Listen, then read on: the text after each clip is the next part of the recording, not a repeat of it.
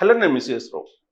Artificial intelligence IT రంగాన్ని కంప్లీట్గా మార్చేయబోతుంది అనేటువంటి ప్రచారం విస్తృతంగా జరుగుతుంది.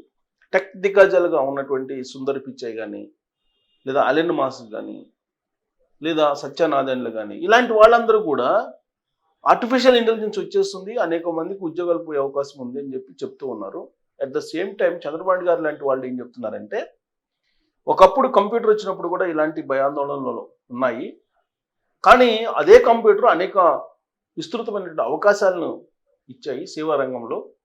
కాబట్టి సేవా రంగం అనేది అత్యున్నతమైనటువంటి స్థాయికి మరొక రూపం సంతరించుకోబోతుంది. ఆర్టిఫిషియల్ ఇంటెలిజెన్స్ మరిన్ని ఉద్యోగ అవకాశాలను కల్పించేటువంటి అవకాశం ఉందనే ఆశావహ దృక్పథాన్ని చంద్రబాబు గారు వ్యక్తం చేస్తూ ఉన్నారు. జనరల్గా ఆయన ఒక విజనరీ.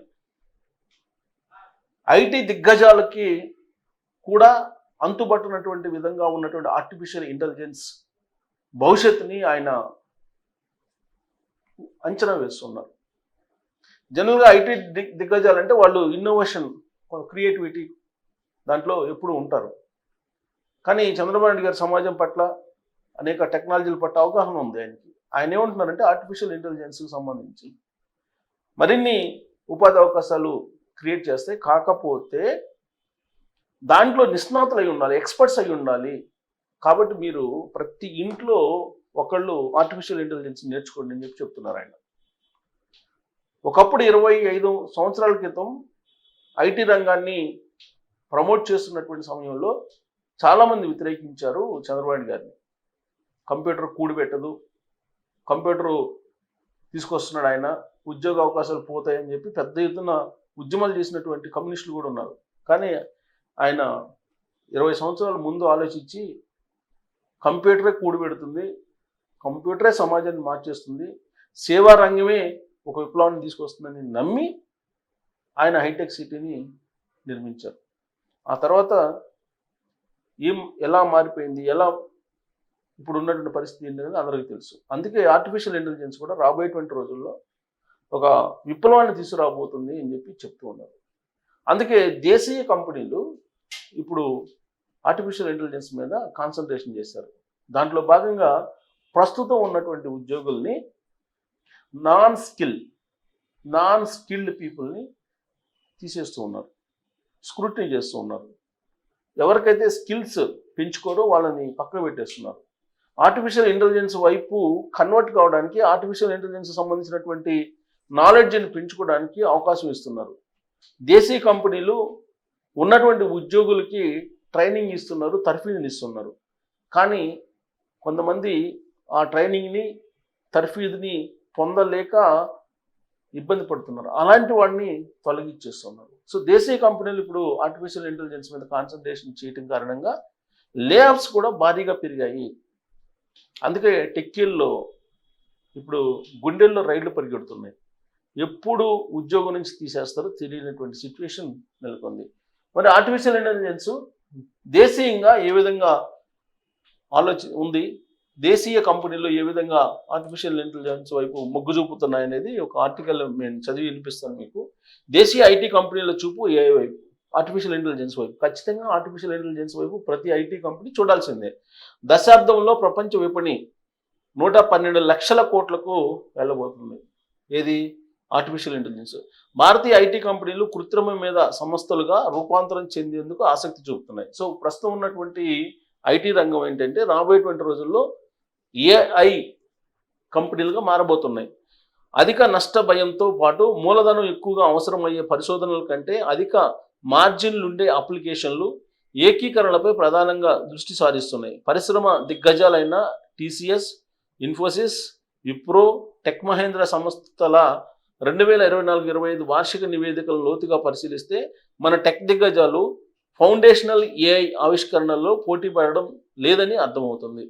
ప్రీమియం ఇంటిగ్రేటర్లుగా నిలబడడానికి ప్రయత్నం చేస్తున్నాయి. సాధారణంగా డిజిటల్ పరివర్తన నుంచి నిర్దిష్ట ఏఐకి మారడం సహజంగానే కనిపిస్తుంది. ఏఐ ఫస్ట్ అప్రోచ్ ద్వారా శాశ్వత అనుకూలత కలిగిన వ్యూహాన్ని సంస్థలో టీసీఎస్ రూపొందిస్తుంది. ఇన్ఫోసిస్ ఏఐ యువర్ ఎంటర్ప్రైజ్ అనే థీమ్తో మరింత ప్రత్యక్ష మార్గాన్ని ఎంచుకుంటుంది. విప్రో ఏఐ ఆధారిత భవిష్యత్ వ్యాపారాలని నిర్మించడంలో క్లయింట్లకు సహాయపడడంలో కీలక పాత్ర పోషించడంపై దృష్టి పెడుతుంది. ఏఐ డెలివర్డ్ రైట్తో టెక్ మహేంద్ర సాగుతుంది. ఆయా ఐటీ సంస్థలు మానవ వనరులను పెంచుకోవడం, వారి నైపుణ్యాలను మెరుగుపరచడం పైన ఎక్కువగా దృష్టి సారిస్తున్నాయి.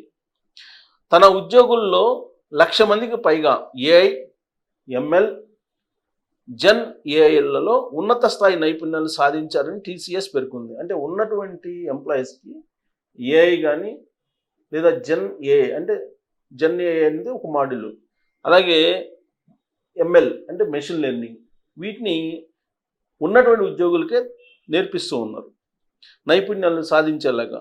ఇక ఇన్ఫోసిస్ తన ఉద్యోగుల్లో 2,70,000 మందికి పైగా ఇప్పుడు కృత్రిమ మేధ గురించి అవగాహన కలిగి ఉన్నారని తెలిపింది.